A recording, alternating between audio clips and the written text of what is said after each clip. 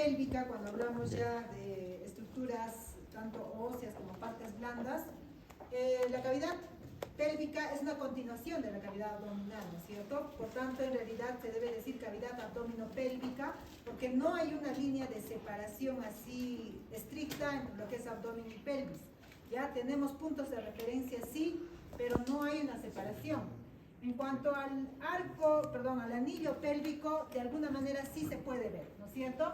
Entonces ahí ustedes han podido determinar sobre todo el estrecho superior, que ya lo conocen. El estrecho superior es el reborde óseo que va a definir a esta abertura y que ya, como ustedes conocen, está delimitada o está constituido por estos límites, ¿no?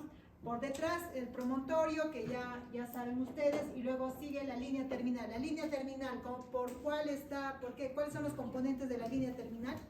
Díganme ustedes. Ustedes tienen que saber eso. La línea terminal. A ver, vean pues en el orden. ¿Ya? ¿Qué está acá? Borde anterior del ala del sacro. Después, ¿qué sigue? La línea arqueada del ilio. Después, ¿qué sigue? El pecten del pubis. ¿Ya? El pecten del pubis. Y finalmente la cresta del pubis. Entonces, todo eso forma la línea terminal. Entonces, así se delimita con el promontorio todo el estrecho superior.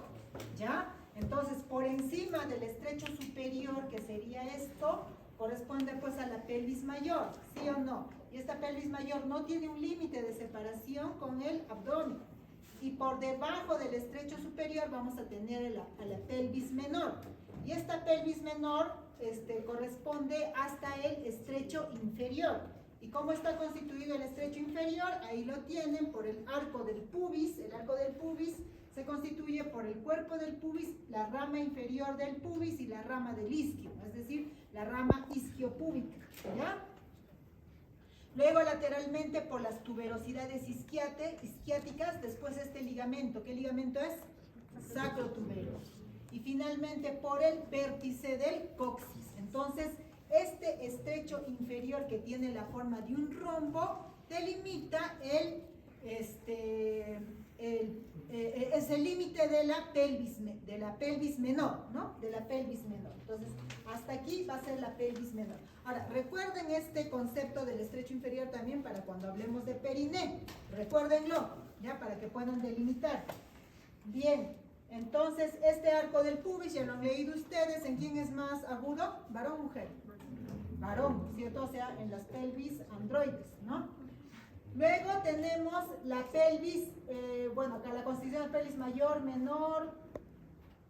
¿Por qué nos interesa saber la forma de la pelvis? Más que todo porque está relacionado al canal del parto, ¿no?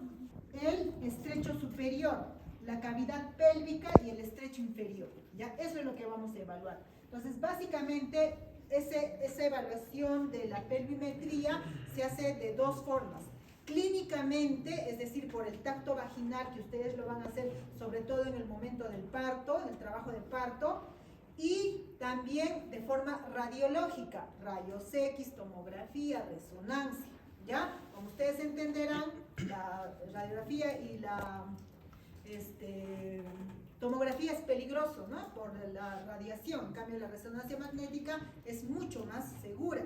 Pero cuando nosotros hacemos una pelvimetría, así como indicación, cuando nosotros tenemos alta sospecha de una pelvis estrecha o una desproporción cefalopélvica para decidir si va a cesárea o no. Pero ustedes creen que hay resonador magnético así disponible para todas las mujeres, ¿no? ¿No es cierto? Imposible, pues son casos muy... Acá no lo hacemos, ¿no? Entonces, ¿en qué se basan ustedes? En el diagnóstico clínico, ¿no? Que lo van a hacer mediante el tacto vaginal. ¿Qué tienen que explorar ahí? Sobre todo las espinas isquiáticas, que ya conocen. ¿Ya? Luego, el promontorio del sacro, la curvatura del sacro, la escotadura ciática con la espina ciática. Eso es lo que ustedes tienen que buscar en el tacto vaginal que van a hacer en el trabajo del parto. No se olviden, esas estructuras son básicamente. Entonces, relacionado a todo este tema, la importancia es sobre todo el canal del parto. ¿Ya? No solamente eso, también tienen que saber que el estudio anatómico de la pelvis es importante por los traumatismos, ¿ya? Porque como ustedes saben, la pelvis, ¿qué cosa protege la pelvis? los órganos genitales, ¿qué más? La porción inferior del tracto digestivo y la porción inferior del tracto urinario. Pues imagínense una fractura que compromete estas estructuras. ¿Qué es lo que más se va a dañar? Sobre todo el tracto urinario, ¿ya? Lesiones de uretra, en el caso de los varones, ¿no? Lesiones de uretra, lesiones de uréter, lesiones de vejiga que pueden desestabilizar a un paciente traumatizado, ¿ya? Entonces, eso es la importancia. Y lo otro, pues, que constituye parte del canal del parto. Entonces, ¿qué tenemos en el canal del parto? Está constituido por un canal óseo y por un canal blando. En el óseo, miren ustedes las estructuras que les importa conocer: sacro, coxis, huesos coxales, sínfisis púbica y articulaciones sacroiliacas, que también estaba para esta clase, ¿no es cierto? No se olviden la importancia de las articulaciones sacroiliacas, sobre todo para los movimientos de nutación y contranutación cuando se dan para el trabajo del parto, lo habrán leído. Lo otro es que conozcan las estructuras que ya les mencionó el doctor, ¿no? El estrecho superior, el estrecho medio, el estrecho inferior. Cada uno de estos tiene sus diámetros que miden para saber si estamos frente a una pelvis estrecha y la posibilidad de que se dé una desproporción cefalopélvica, que es lo que produce que el trabajo de parto no progrese, ¿ya? Entonces, en el estrecho medio, sobre todo, ese es el más importante. ¿Por qué? Porque el estrecho medio es la parte más angosta de todo el canal del parto, ¿ya? No se olviden eso. ¿Por qué creen que el estrecho medio es la parte más angosta de todo el canal del parto? ¿Qué le hace dar esa característica? Y justo el estrecho medio es el lugar donde, si las mujeres la van a tener con estas características, muy probablemente se dé una desproporción cefalopélvica. O sea, el descenso de la cabecita del bebé no va a progresar. A nivel del estrecho medio, la cabeza del bebé tiene que descender y rotar. Lo van a hacer eso en el trabajo del parto, van a ver ustedes cómo es importante esa evolución del descenso del bebé para que pueda salir, ¿ya? Entonces, ¿dónde puede encontrar su mayor dificultad el bebé al momento de querer expulsarse? En el estrecho medio. ¿Y por qué será? Por la presencia de las espinas ciáticas. Entonces, ¿qué es lo que ha pasado? ¿Qué es lo que ha pasado? ¿Por qué los animales no necesitan asistencia para su trabajo de parto? ¿Por qué? Porque solitos ellos pueden tener su parto con su bebé, y nosotros las mujeres tenemos que tener toda una atención. ¿Por qué será? Porque nosotros los humanos tenemos una situación. Hemos adoptado la posición erecta. Entonces, al momento de nosotros adoptar la posición erecta, hemos cambiado la disposición de nuestro abdomen y la pelvis, ¿ya? Entonces, la pelvis, en nuestro caso, se ha convertido en una estructura que tiene que sostener los órganos del abdomen, que van a vencer el efecto de la gravedad. Entonces, la pelvis ha tenido que sufrir modificaciones, sobre todo a nivel del suelo pélvico, para contener a las estructuras, a los órganos intraabdominales, ¿ya? Eso ha hecho que el lugar donde se inserte todo el suelo de la pelvis se refuerce. ¿Y dónde está esa inserción? Sobre todo a nivel de las espinas ciáticas. Entonces, el hecho que el ser humano haya adquirido la posición bípeda ha hecho que las espinas ciáticas sean más prominentes, más gruesas, ¿ya? ¿Y por qué en el varón será más? Es así, ¿no es cierto? Así han leído. Las espinas ciáticas en el varón, ¿cómo son? Más prominentes, ¿no es cierto? Más prominentes, más puntiagudas. ¿Por qué será? ¿Por qué creen que sea? Y eso es una dificultad, porque justamente las espinas ciáticas están en el estrecho medio. Y en el estrecho medio es donde el bebé va a tener dificultad para poder pasar, ¿ya? Entonces, ¿qué ha pasado en el varón? ¿Por qué las espinas ciáticas son más prominentes? Porque además va a tener una función que va a prestar inserción a los músculos del perineo, que tienen que ver ¿con qué? Tiene que ver esto con función sexual. La erección. ¿Ya? Va a ser el punto de apoyo para la erección del pene. ¿Ya? Entonces tiene un fin también reproductivo. Entonces, eso es lo que ha pasado, ¿ya? Entonces, ¿las mujeres necesitamos tener eso? No. Y además que tenemos que desarrollar ahí al bebé, entonces sería una obstrucción para nosotros tener UIS en realidad, ¿no? Es una causa de pelvis estrecha cuando nosotros tenemos un desarrollo de más a nivel del estrecho medio, ¿ya? Entonces, diámetros creo que ya lo han repasado, han leído, me han dicho que la Target dice 12.5, Moore dice 12, Rubier dice 10 y así están que se pelean, ¿no?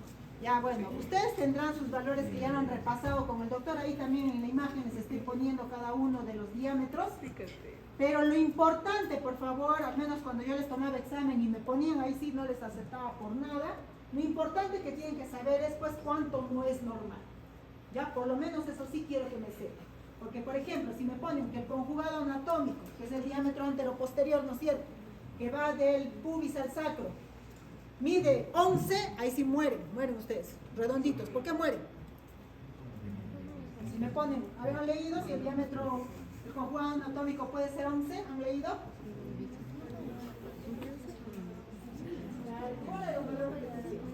¿Ya? Pero menos de 11 no. Ya, menos de 11, si ustedes me ponen ahí 10.5 muertos, no he leído en tal, no, eso ya es pelvis estrecha, ya, un diámetro, un conjugado anatómico, antero-posterior, menor a 11, pelvis estrecha, ya. Luego, tenemos el conjugado obstétrico, también ahí habrán visto, ¿no? Tal libro dice tal, menos de 10, pelvis estrecha, así que si ustedes me ponen 10, ahí sí, por nada del mundo les aceptamos. Ya, pelvis estrecha, me están hablando de una pelvis estrecha. Ya, eso es lo importante que tienen que saber ustedes. Conjugado diagonal, ya también ahí tienen todos los valores, pero menos de 11 tampoco. Menos de 11, pelvis estrecha. Ya, eso es lo que tienen que saber. Ahora, todos los diámetros en realidad ustedes lo van a poder determinar bien en un estudio radiológico, pero ya les dije, radiología no van a tener a la mano. ¿Ya? ¿Qué tienen que hacer? El tacto vaginal. ¿Cuál es el diámetro más accesible al tacto vaginal? El conjugado diagonal. ¿Ya? Entonces, ¿cómo hacen ustedes? Van a hacer el tacto vaginal, la mano la ponen en esta posición, así, y ingresan en el momento de trabajo de parto, ingresan y tienen que tratar de tocar el promontorio con el tercer dedo de la mano. ¿Ya? Tocan el promontorio y marcan en qué parte, ahí roza con el borde inferior de la sínfisis del pubis. ¿Ya? Acá lo marcan, si quieren con un lapicero, un plumón, lo marcan.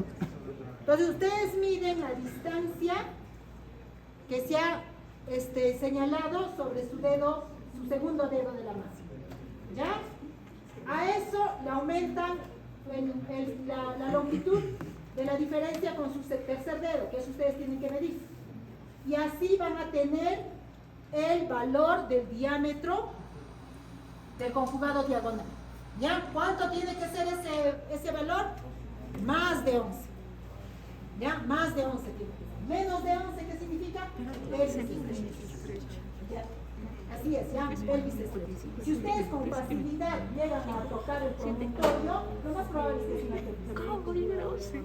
¿Ya? Pero con dificultad buscan, ingresan hasta adentro, entonces ahí sí tienen que hacer la medición. ¿Ya? Ahora, para que sepan el conjugado obstétrico, que es el que más le va a definir pelvis estrecha, le restan 1.5 y ese es el valor. Menos de 10, pelvis estrecha. ¿Ya? Entonces así ustedes ya pueden hacer un diagnóstico de esa condición. ¿Ya? Otro diámetro que es importante que ustedes conozcan, de los muchos que han leído, también es el diámetro transverso máximo. Ya, miren, estos diámetros que han visto acá, más que todo les ayuda para saber si hay pelvis estrecho o no. ¿Ya? Ahora, el diámetro transverso máximo, ¿cómo lo encuentran? ¿Se acuerdan de la línea terminal? Eso ya en una radiografía lo van a ver. Ya, eso no lo hacen por clínica. Ya, en la radiografía buscan la línea terminal. Los puntos más alejados de la línea terminal los encuentran, ese es el diámetro transverso. ¿Ya? Este diámetro transverso también ustedes habrán leído bastante literatura, no sé cuánto habrán encontrado. ¿Ya? Lo importante es que sea más de 12.5, perdón, menos de 12.5. ¿Ya? Más de 12.5, ¿qué cosa es? Pelvis platipeloide o pelvis androide. Ya, eso es lo que tienen que saber al final. Ya, pónganle los valores que ustedes tienen. Ya, pero si es un diámetro que mide de más de 12.5, están ustedes ante la posibilidad de una pelvis platipeloide o una pelvis androide. ¿Ya? Los demás diámetros, como les digo, les ayuda para evaluar, pero esos son los básicos. ¿Ya? El otro es el estrecho inferior. Ya estamos, todo lo que han visto es el estrecho superior. El estrecho inferior, ¿para qué les sirve medir? ¿Para qué? Sobre todo para el periodo expulsivo, cuando la cabecita del bebé ya ha coronado, o sea, está muy cerca, ya lo pueden ver ustedes en la vulva, cuando ya se ha distendido totalmente y ahí ven la cabecita del bebé, ahí es que ya está pasando el estrecho inferior. Entonces, si ustedes ven un bebé que está queriendo salir y luego otra vez como que asciende y no progresa el expulsivo, sospechen una pelvis estrecha por alteración en el diámetro, perdón, en el estrecho inferior. ¿Ya? En el estrecho inferior. Ahí también otra vez hablamos de pelvis estrecha. ¿Ya? Entonces, ¿cuánto tienen que valer estos diámetros y cuáles son los que más les sirven? El diámetro que más sirve sobre todo es el biisquiático. Ese es el que más les sirve. ¿Ya? Ustedes van a tener a la paciente en posición genupectoral. ¿Qué es la posición genupectoral? Es la posición en la cual la paciente está echada con las piernas, las rodillas flexionadas, ¿ya? Las rodillas flexionadas y abiertas las piernas. Ahí es que ustedes pueden ver el diámetro biisquiático. Encuentran las tuberosidades isquiáticas y con su puño tratan de ver interespinoso, también se llama, ¿ya? Entre las espinas ciáticas. Ya, ese también lo pueden ustedes determinar por tacto vaginal. Ingresan con las manos en esta posición así horizontal y buscan con los dos dedos tocar las dos espinas ciáticas. ¿Ya? Entonces, ese diámetro no debe ser menor a 10. ¿Ya? Menos de 10, igual. Muy probable una desproporción cefalopélvica. La cabecita no va a pasar por ahí. No sé pues, si habrán hecho diámetros biparietales en el bebé. El diámetro biparietal es más de 10.5. Ya, imagínense, 10 centímetros no pasan porque también hay partes blandas ahí. ¿Ya? Bien, entonces eso en cuanto a pelvimetría. Los otros conceptos que tienen que saber es el segmento anterior y el segmento posterior. Recuerden que toda la pelvis ósea en realidad es un anillo pélvico que protege los órganos internos. ¿Ya? Y lo pueden ver en sus cadáveres, cómo están los órganos internos ahí en relación. ¿Ya? Entonces, a nivel de las espinas ciáticas, es decir, esta línea, este diámetro, ¿cómo se llama? Biciático o interespinoso. Esa línea divide el segmento posterior del segmento anterior. Entonces, en el anillo, todo lo que está por detrás de la línea biciática es el segmento posterior. Y todo lo que está por delante, el segmento anterior. ¿Por qué es importante que conozcan esto?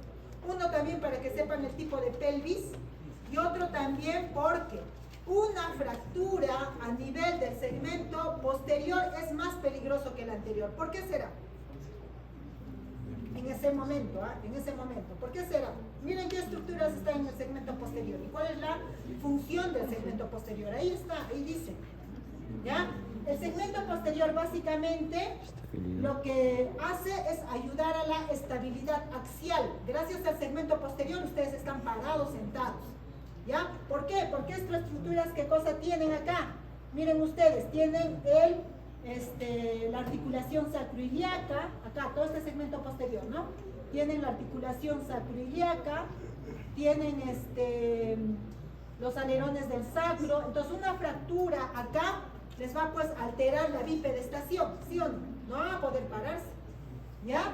Ahora, si la fractura está a nivel del segmento anterior, ahí no hay mucho problema, ¿ya? A no ser que haya una fractura de la ramia isquiopúbica bilateral, ahí sí, puede moverse el anillo óseo y lesionar las estructuras internas, sobre todo la vejiga o los uréteres, ¿ya? Entonces, eso también son conceptos que tienen que conocer. Vamos a hablar rápidamente de perineo, ¿ya? Para que puedan reconocer sus estructuras. Miren, en cuanto al periné, ¿qué es el periné? ¿Saben ustedes? Ahí dice además, ¿no?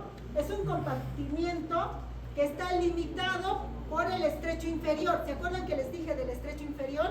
El estrecho inferior también era el límite inferior de la pelvis, ¿sí o no? Es igual, pareciera igual. Pero recuerden que en la pelvis menor van a encontrar esta estructura. ¿Qué es esto? ¿Qué es esto? El diafragma pélvico o suelo de la pelvis. ¿Ya?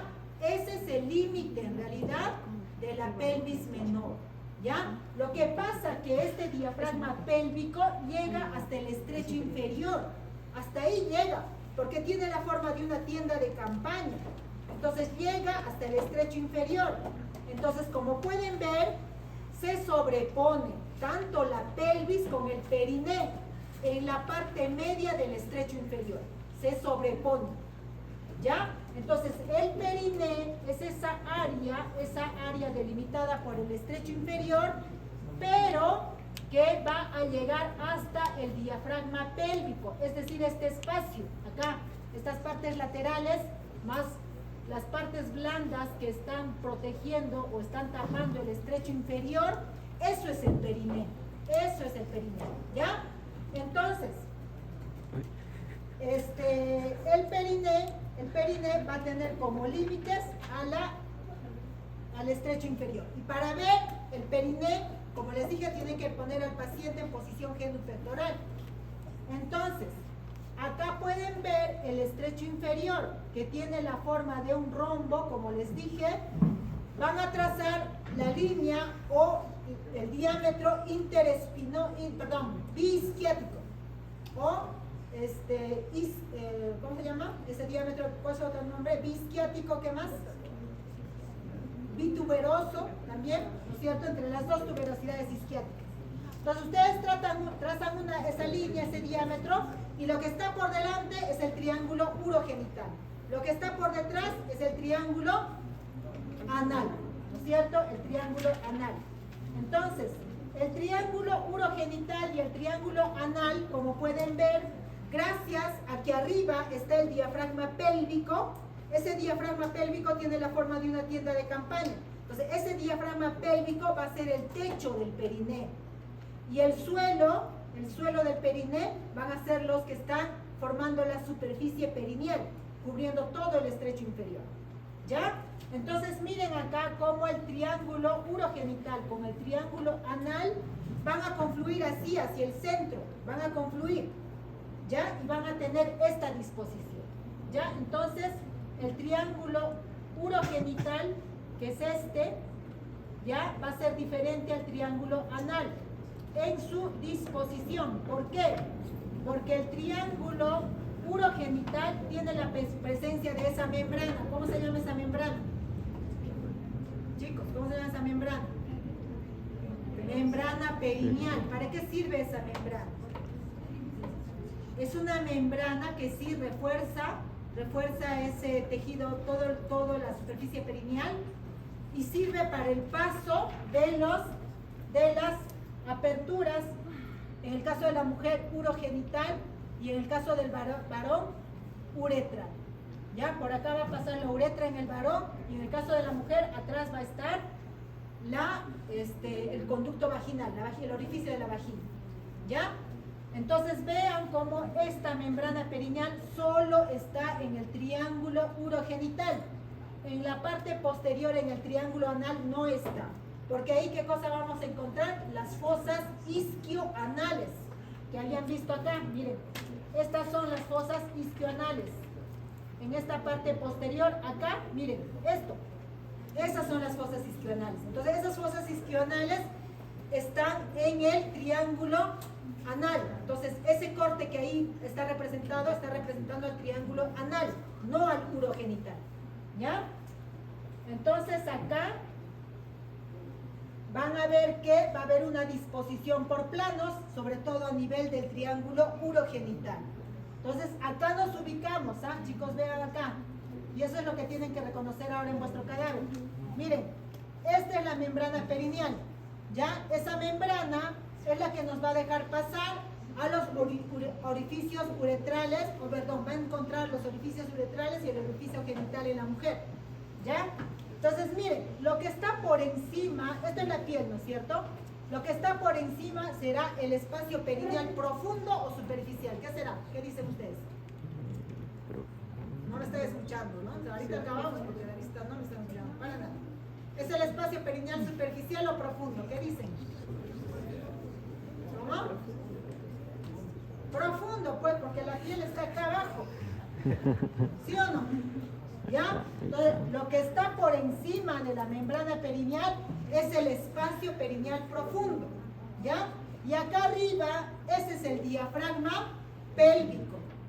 ¿Quién constituye el diafragma pélvico? Músculo elevador del ano. Entonces, lo que están viendo ahí es el elevador del ano. ¿Ya?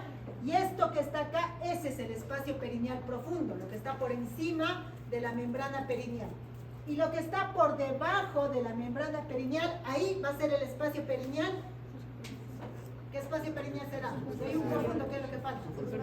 Superficial. Espacio desde la superficie a la profundidad. ¿Qué tenemos primero? Piel. Después de la piel, ¿qué sigue? Tejido celular subcutáneo. Después de eso, ¿qué sigue? Este engrosamiento del tejido celular, que corresponde a la fascia de Coles. ¿Alguien se acuerda de la fascia de Coles? Tenía que ver con la fascia del miembro inferior. Fascia lata, ¿qué otras fascias conocen? Fascia de Scarpa. ¿Ah, se acuerdan más? Hemos reseteado. Ay, chicos. Esta fascia de Coles va a ser una continuación de la fascia de Scarpa, ya del miembro inferior. Esta es la fascia de Coles. Luego de la fascia de Coles, ¿qué sigue? Esto. ¿Qué es esto? Otra bolsa subcutánea, así se llama, tejido celular subcutáneo. Bolsa subcutánea del periné. Después, ¿con quién nos encontramos? ¿Con quién nos encontramos después? Con la fascia del periné, esta. Esa fascia del periné se conoce como la fascia de Gallaudet. ¿Ya? La fascia del periné, la fascia de Gallaudet. ¿Para qué sirve esa fascia? Para revestir a los músculos que van a estar en ese espacio. ¿Qué se llama ese espacio? Espacio perineal superficial. Por tanto, esos músculos, ¿qué serán? Músculos del espacio perineal superficial. ¿Ya? Entonces, estos son los músculos del espacio perineal superficial. ¿Qué sigue? La membrana perineal. Luego, ¿qué sigue? Los músculos del espacio perineal profundo. Los músculos del espacio perineal profundo. Luego, ¿qué tenemos? Esta fascia que está revistiendo al diafragma pélvico por abajo. ¿Ya? Entonces, esta fascia va a ser la fascia pélvica, endopélvica, que se va a dividir en una superficial y en una profunda que reviste al músculo elevador del ano. ¿Ya? Y en la parte posterior o anal vamos a tener a las fosas isquioanales. ¿Ya? Entonces, esos son los planos que ustedes tienen que conocer. Entonces, lo que más les interesa ahora a ustedes, que tienen que ver en sus muestras, por si acaso, porque en el triángulo urogenital, porque en el triángulo anal no hay membrana perineal, ¿cierto? ¿Estamos de acuerdo? ¿Estamos de acuerdo o no estamos de acuerdo? ¿Qué estarán los chicos?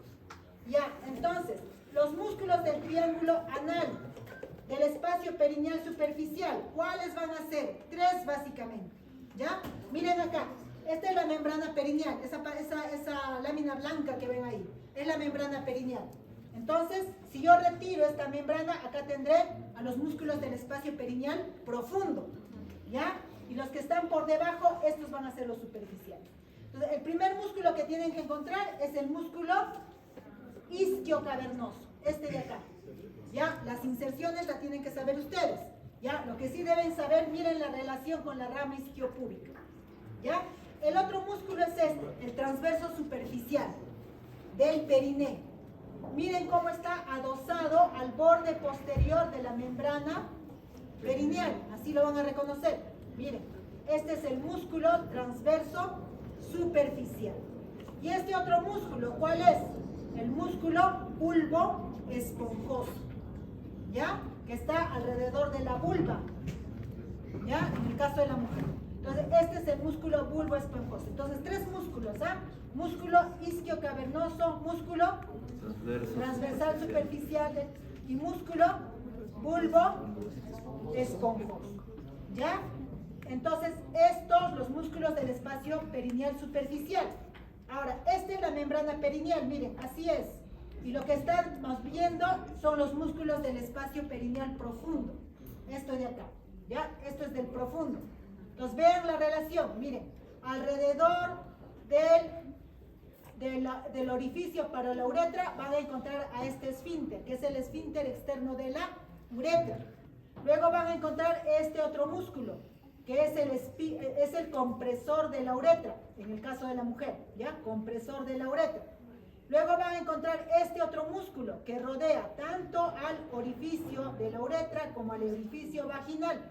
Por eso se conoce a este músculo como el músculo esfínter uretrovaginal. Todo es uretrovaginal, ¿ya? Y el último va a ser este músculo. El músculo, si está por encima de la membrana perineal, miren cómo está también en relación al borde posterior de la membrana.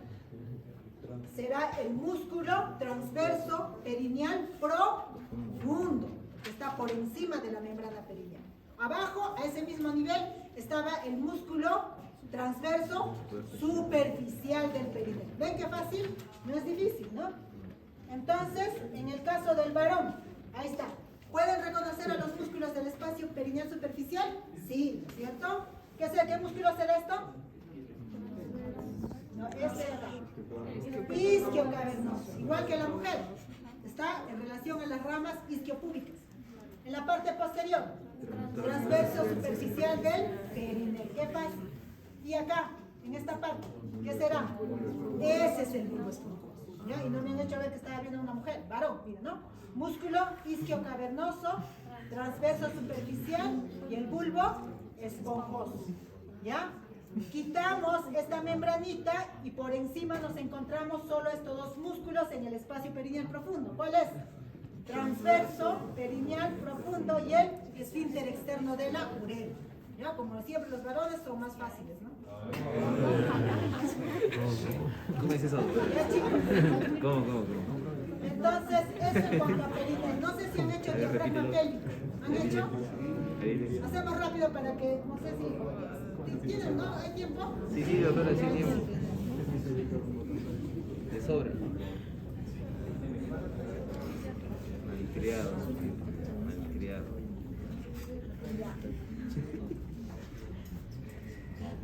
Entonces, miren, a ver, la pelvis menor, como pueden ver,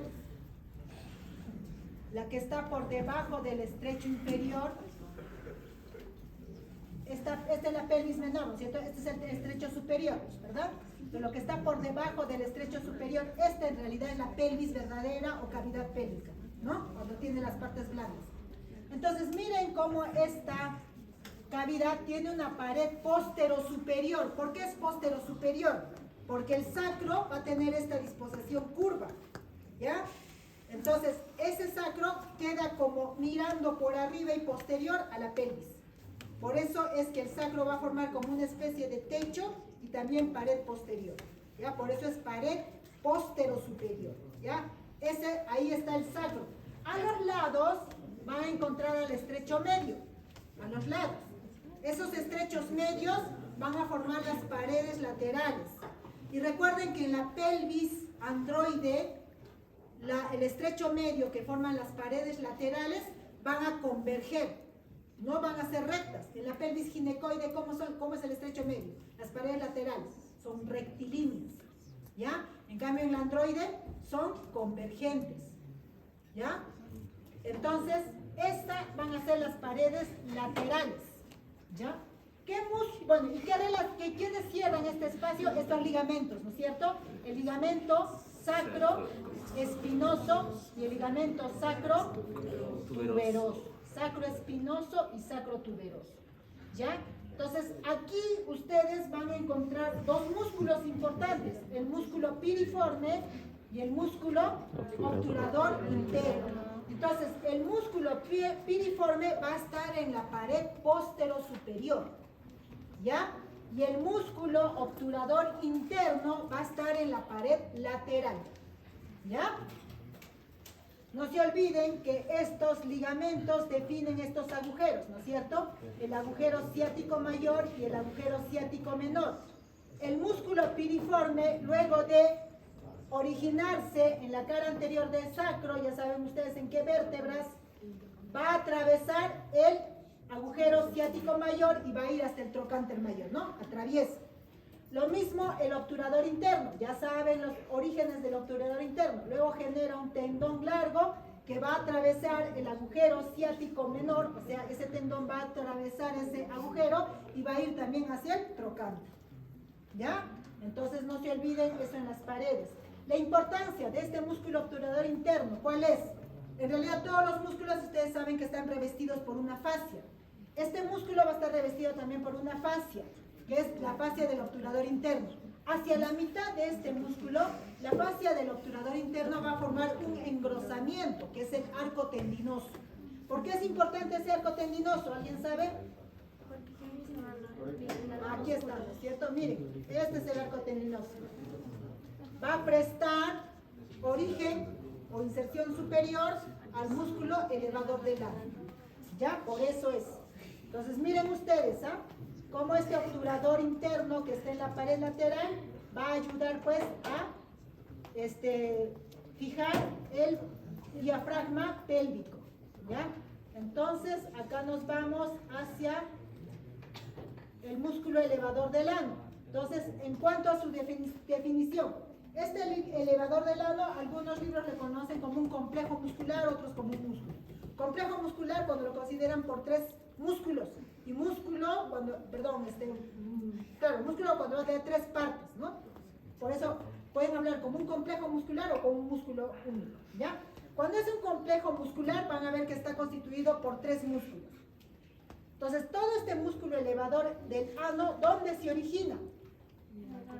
En el pubis, en la cara posterior del pubis, en el arco tendinoso, en la espina ciática, en todo eso, ¿ya?